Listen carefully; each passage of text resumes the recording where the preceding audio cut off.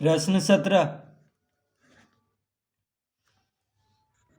बगल के चित्र में चतुर्भुज ABCD की भुजाओं AB और CD के मध्य बिंदुओं M तथा N को मिलाने वाली रेखाखंड दोनों पर लंब हैं। साबित करें कि चतुर्भुज की दूसरी भुजाएं बराबर है। तो यहाँ पे एक चतुर्भुज बना हुआ है ABCD।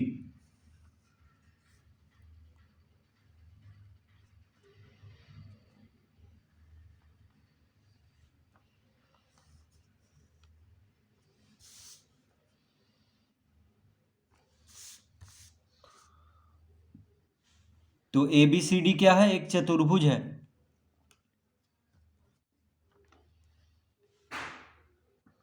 तो कह रहा है बगल के चित्र में चतुर्भुज ABCD की भुजाओं AB और CD के मध्य बिंदुओं।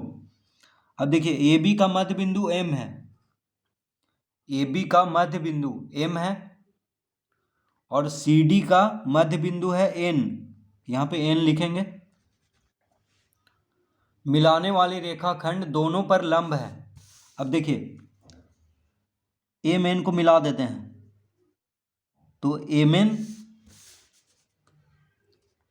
तो MN जो है CD पे लंब है और MN जो है AB पे लंब है। लंब का मतलब 90 डिग्री का कोण बन रहा है यहाँ पे।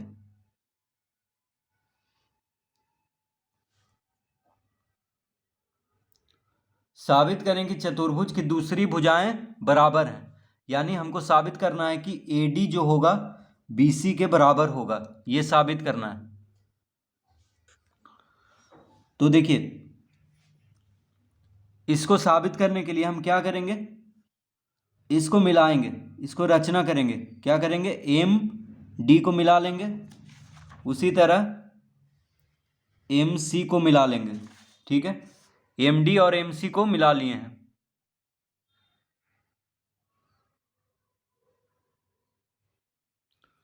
MD और MC को मिला लेंगे, ये खुद से रचना करेंगे। MD और MC को मिला लेंगे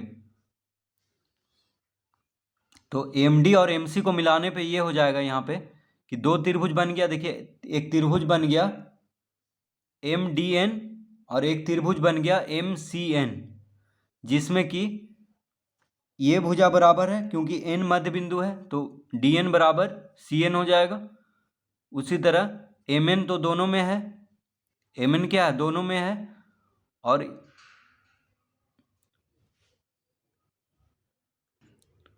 और ये कोण 90 डिग्री हो गया। ठीक है, ये कोण इधर भी 90 डिग्री होगा और इधर भी 90 डिग्री होगा। तो दोनों त्रिभुज सर्वासम हो जाएगा। तो दोनों त्रिभुज जब सर्वासम सिद्ध हो जाएगा तो MD और MC बराबर हो जाएगा। अब यहाँ पे त्रिभुज AMD और त्रिभुज BMC को फिर सर्वासम सिद्ध करेंगे तो AD बराबर BC आ जाएगा। तो सबसे पहले हम लिखेंगे यहाँ पे दिया है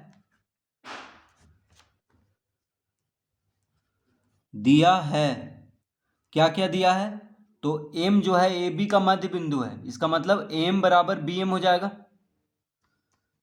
AM बराबर BM कॉमा, और दिया हुआ N जो है CD का मध्य बिंदु है तो DN बराबर CN हो जाएगा। DN बराबर CN हो गया क्योंकि N मध्य बिंदु है CD का।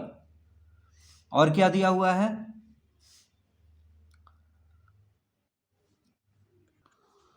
कोण MND बराबर कोण MNC बराबर 90 डिग्री। तो देखिए MND यानी ये वाला कोण कितना है? 90 डिग्री है। और कोण MNC यानी इधर वाला कोण भी 90 डिग्री होगा क्योंकि MN क्या है? लंब है CD पर। तो इतना चीज दिया हुआ है। अब हम लिखेंगे रचना। तो रचना क्या किए हैं? DM D से M और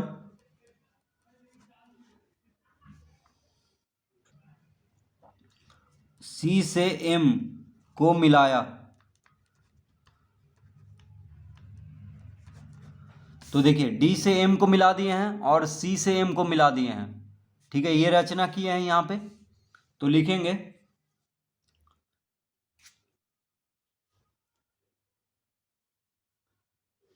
त्रिभुज त्रिभुज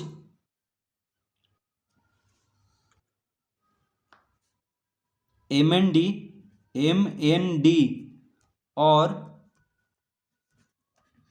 त्रिभुज एम एन सी में।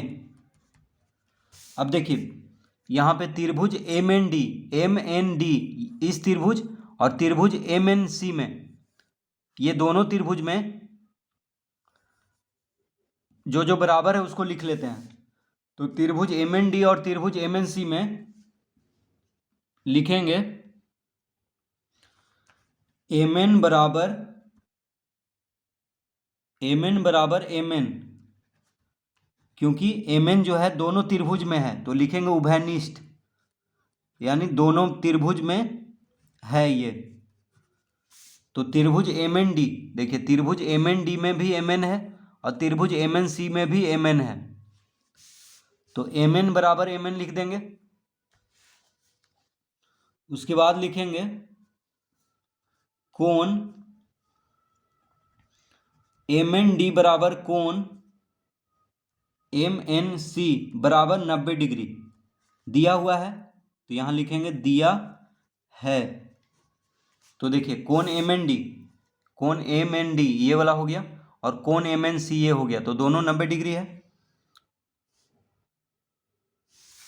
तो कोण एम एन डी बराबर कोण एम एन सी। अब लिखेंगे डी एन बराबर सी एन,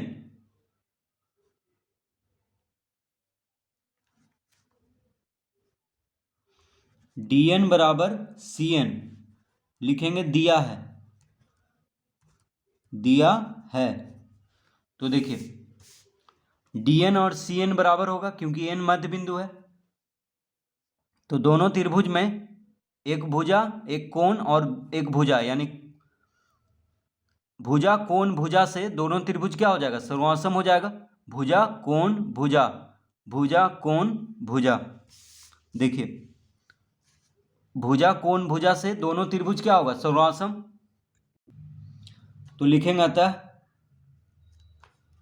त्रिभुज एम एन डी सर्वासम त्रिभुज एम एन सी क्यों होगा, तो भुजा कोण भुजा यानी एस ए एस से, भुजा कोण भुजा से, तो भुजा कोण भुजा को लिखते हैं एस ए एस। तो लिखेंगे अतः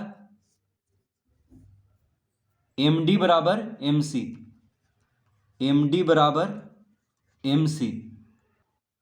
तो जब दोनों त्रिभुज बराबर है तो उसका संगत भाग भी जो बच गया वह भी बराबर होगा, तो एम डी भुजा एम सी के बराबर हो जाएगा। क्यों होगा, तो लिखेंगे सी पी सी टी, इसका मतलब हुआ सर्वासम त्रिभुजों के संगत भाग क्या होता है, बराबर होता है। तो एम डी और एम सी बराबर हो जाएगा। तो देखिए जब दोनों त्रिभुज एम एन डी और त्रिभुज एम एन सी सर्वासम है तो एम डी, देखिए ये भुजा इस भुजा के बराबर हो जाएगा, यानी एम डी बराबर एम सी हो जाएगा। ठीक है, तो एम डी बराबर एम सी आ गया है। अब हम लिखेंगे अब त्रिभुज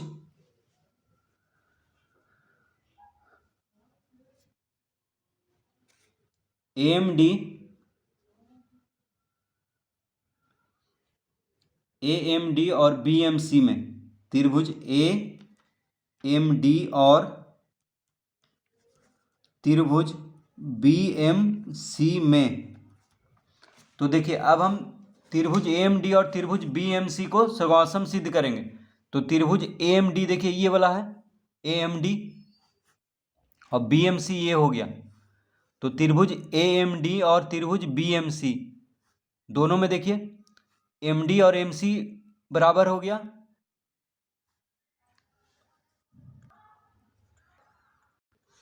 तो देखिए जब दोनों त्रिभुज सर्वासम है तो एम डी बराबर एम सी हो गया। और एक चीज होगा उसको हम लिखना भूल गए यहाँ पे, कोण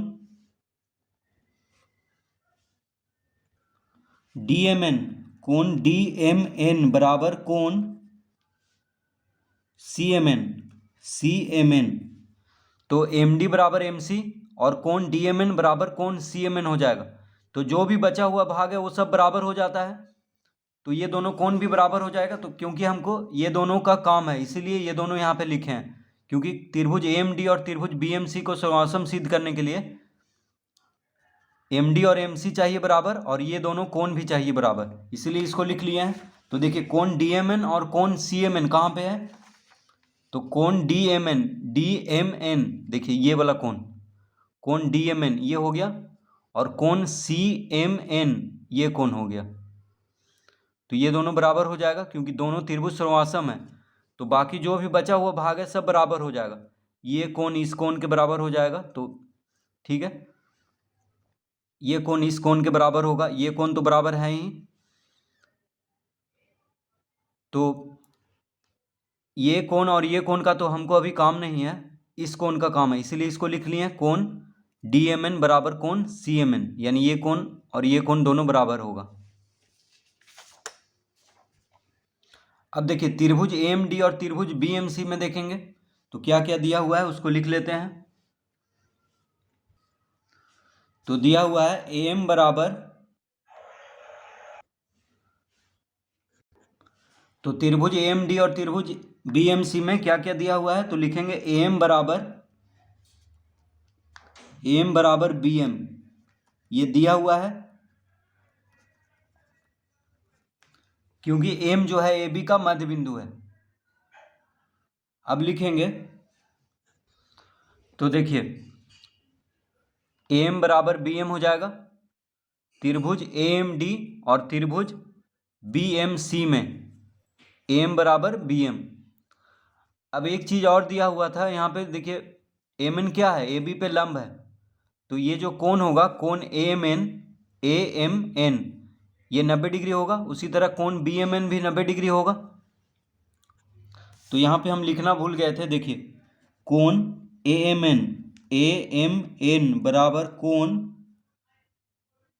बी एम एन बराबर 90 डिग्री, ये भी दिया हुआ था, तो इसको भी यहाँ पे लिख लेंगे। तो ये कोण 90 डिग्री का हो रहा है क्योंकि एम एन क्या है, ए बी पे लंब है। तो अब हम लिखेंगे यहाँ पे, अब देखिए ये 90 डिग्री है और ये कोण बराबर है, ठीक है, ये अभी लाए हम कोण डी एम एन बराबर कोण सी एम एन, तो ये कोण और ये कोण बराबर है और ये पूरा 90 डिग्री है, तो 90 डिग्री में से इसको घटा देंगे तो ये कोण आ जाएगा, देखिए इधर वाला कोण और इधर वाला कोण बराबर हो जाएगा, ठीक है, क्योंकि पूरा 90 डिग्री है और ये दोनों कोण बराबर है आपस में। तो 90 डिग्री में से अगर इसको घटा देंगे तो ये आएगा और 90 डिग्री में से इसको घटा देंगे तो ये आ जाएगा, ठीक है, तो ये कोण और ये कोण बराबर हो जाएगा। तो यहाँ पे लिखेंगे हम कोण ए एम एन माइनस कोण डी एम एन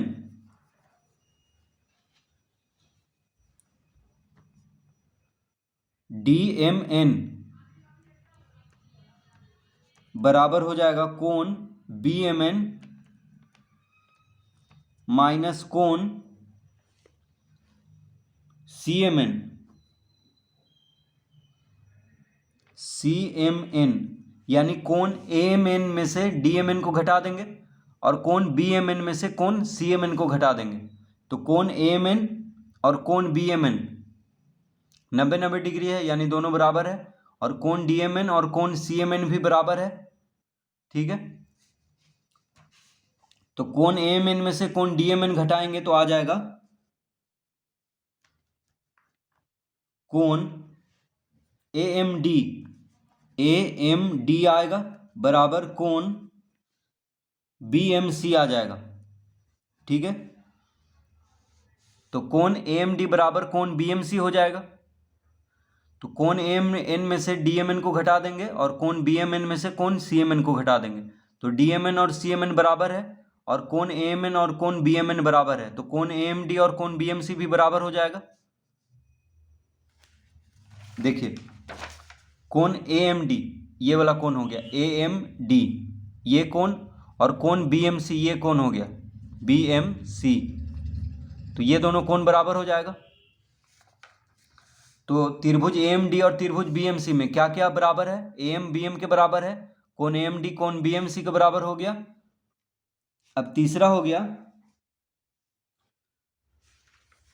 MD बराबर MC, MD बराबर MC, ये लाए थे हम, देखिए MD बराबर MC। तो दोनों त्रिभुज में देखिए भुजा कोण भुजा, यानी भुजा कोण भुजा से दोनों त्रिभुज क्या हो गया? सर्वासम हो गया। तो लिखेंगे अतः त्रिभुज AMD सर्वासम त्रिभुज BMC, भुजा कोण भुजा से, भुजा कोण भुजा से दोनों त्रिभुज क्या हो गया? सर्वासम हो गया। तो लिखेंगे अतः AD बराबर BC। यही सिद्ध करना था कि चतुर्भुज की दूसरी भुजाएं बराबर हैं। तो AD बराबर BC हो जाएगा। क्यों होगा? तो CPCT लिखेंगे, यानी सर्वासम त्रिभुजों के संगत भाग बराबर होता है। जब दोनों त्रिभुज ही सर्वासम हो गया है तो उसका संगत भाग भी बराबर हो गया। तो देखिए ये दोनों त्रिभुज जब सर्वासम हो गया है तो AD और BC भी बराबर हो जाएगा, AD और BC। तो यही सिद्ध करना था। तो इस तरह से इसको हल करेंगे।